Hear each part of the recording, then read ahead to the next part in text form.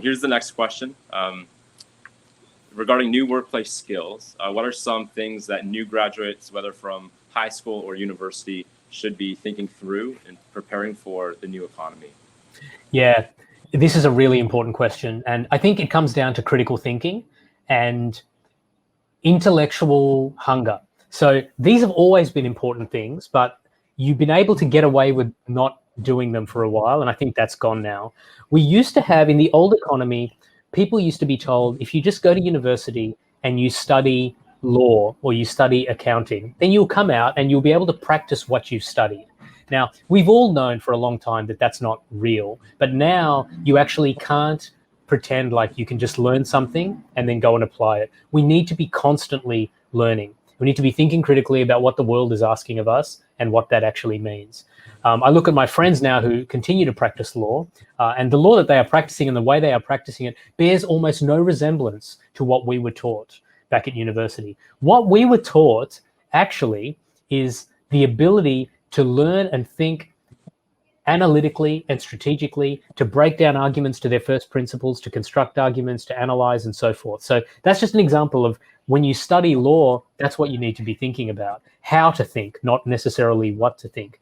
Everything else changes so quickly that we need to be teachable, we need to be hungry for new knowledge and information, and we need to be learning and listening constantly. And so for people who say things like, oh, I'm not a reader, or I'm not a book person. Well, you don't have to be a book person, but you need to find a way to get new information in. You need to find a way to get new information in. You know, Ravi used to always tell me that to be an exact and informed thinker and worker, you need to read and you need to think. You need to read, you need to write, you need to think. You constantly have to have, he used to say, you need an input of ideas to have an output of productivity. You need to have an input of ideas to have an output of productivity. That doesn't mean you're just lifting stuff from other people, but it means you just have to take things in and digest them and process them. So if that means podcasts, listen to podcasts. If that means books, listen to books. If that means audio books, listen to audio books. If that means talking to people more about what they think, about what's going on in their field and their profession, we all need to become more 360-degree professionals and students, and we need to be constantly learning and hungry for new information. So the whole idea of continuous learning, I think, is the key. Max, thank you so much. And mentioning what you did, what Ravi told you, I remember a lot of you watching have known and loved Ravi Zacharias, the founder of the ministry that Max and I work with. I asked him one time, just a couple of years ago, I said, Ravi, like, he's in his 70s and he is always creating new content, coming up with fresh ideas. He's not one of those people whose books are just like rearranged sentences of the same idea. It was always fresh, whether it was Q&A speeches or books he wrote. And so I just asked him, how are you still so excellent at what you're doing? And he said, it's because of what I don't do. He said, I won't waste my time on TV shows and entertainment that kind of drain me. Well, I want to make sure that in my downtime, I'm actually having things pour into me and learning and growing. Yeah.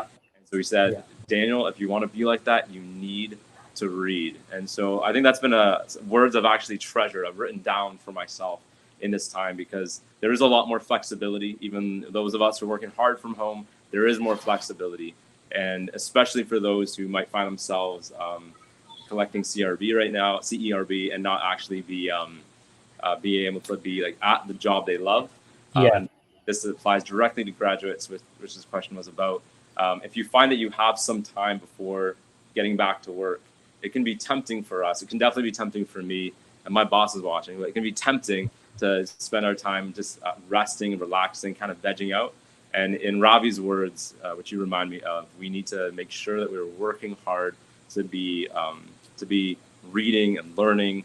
And if we do those things, we are going to be better prepared for the post-pandemic economy. So appreciate your reminding us of that, Max.